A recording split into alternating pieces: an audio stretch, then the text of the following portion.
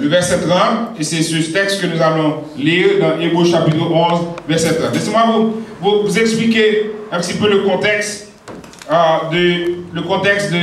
de tout ce que nous allons voir ce matin au travers de la parole. Il y a des moments que Dieu met dans nos cœurs, presse nos cœurs pour pouvoir parler de sujets. Hier, on était là, on était trois à prier hier matin. Et pendant le moment de prière, on était en train de bénir Dieu, remercier Dieu. On était en train de parler à Dieu, puis remettre les besoins devant Dieu. Et puis à un moment donné, le Seigneur m'a vraiment mis ce texte à cœur. Puis ça m'a fait retourner des années en arrière pour voir vraiment ce que ce texte a dit. Est-ce que c'était une réalité de ma vie? Et j'ai trouvé que c'était important pour nous de parler de ce sujet qui est la foi. Regardez ce que vous connaissez très bien, ce que le chapitre 11 nous parle de la foi. L'auteur de l'Épître aux Hébreux parle de la foi. Il cite beaucoup de gens. Il cite Abel, il cite Enoch, il cite Noé, il cite Abraham, Joseph, Moïse. Il parle de tous ces gens-là qui ont eu la foi. C'est cette foi qui leur a permis de marcher avec Dieu, de découvrir des choses incroyables, des choses qu'ils n'ont jamais rêvé. C'est cette foi qui leur a permis d'avoir une victoire, des victoires éclatantes. On va lire quelques versets, le chapitre 11, et puis on va tomber dans le chapitre et le verset 30.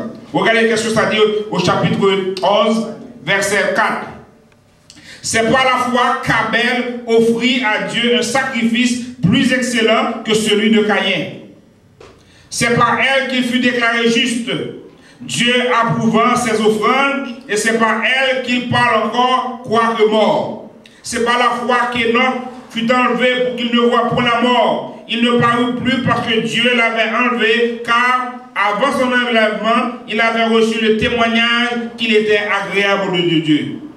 Or, sans la foi, il est impossible de lui être agréable, car il faut que celui qui s'approche de Dieu croit que Dieu existe et qu'il est le rémunérateur de ceux qui le cherchent. Verset 7. C'est par la foi que Noé, divinement averti des choses qu'on ne voyait pas encore, et saisi d'une crainte respectueuse, construisit une arche pour sauver sa famille. C'est par elle qu'il condamna le monde et devint héritier de la justice qui s'obtient par la foi. Donc, vous voyez que l'auteur de l'Épître aux Hébreux commence vraiment depuis Genèse chapitre 4.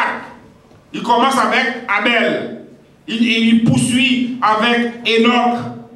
Et ensuite, il s'en va avec Noé.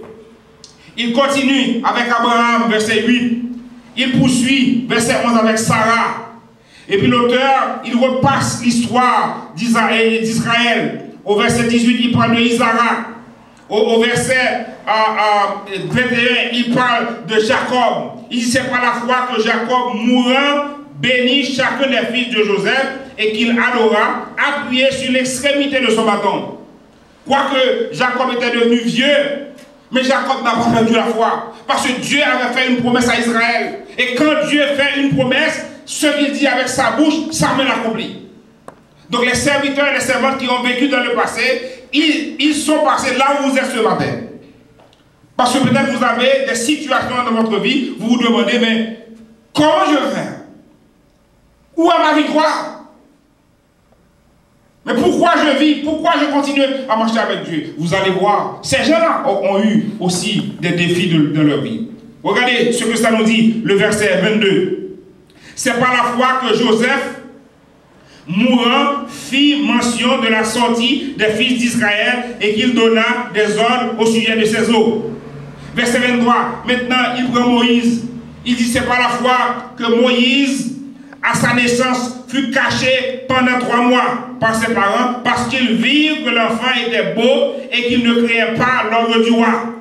C'est par la foi que Moïse, devenu grand, refusa d'être appelé fils de la fille de Pharaon. Il préféra être maltraité avec le peuple de Dieu plutôt que d'avoir pour un temps la jouissance du péché.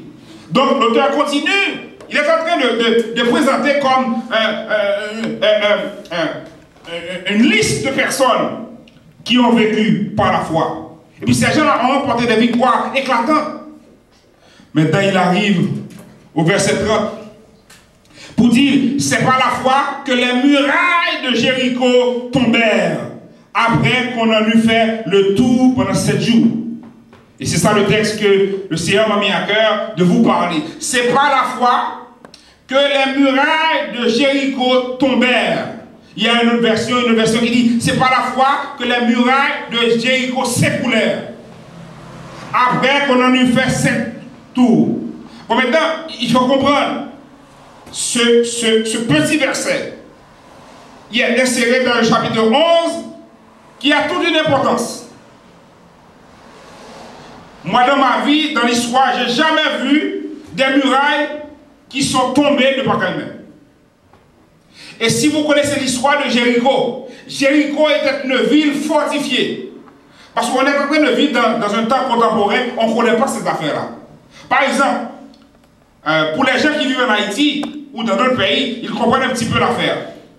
Dans le temps où je vivais en Haïti, il n'y avait pas des maisons barbelées, des grandes murailles, des grands murs qu'on élève autour de ces maisons-là. Mais aujourd'hui, en Haïti, il y a certaines maisons, tu ne peux même pas voir à l'intérieur. Il y a des barrières, des murs, il y a des fils barbelés partout pour sécuriser la maison. Dans le temps de Jéricho, dans le temps de l'Ancien Testament, Jéricho était une ville fortifiée.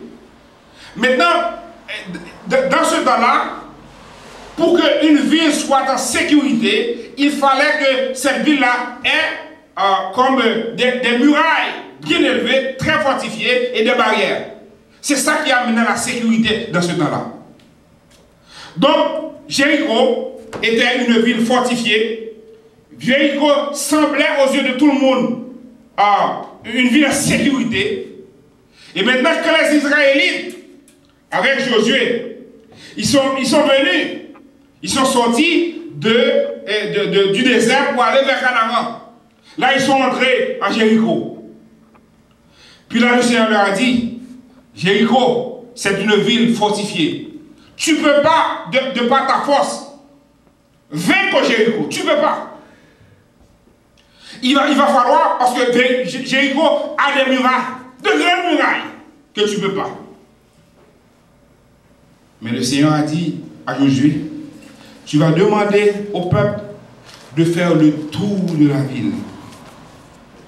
Tu vas le faire une fois, 2 fois le 2e jour, 3e jour, etc.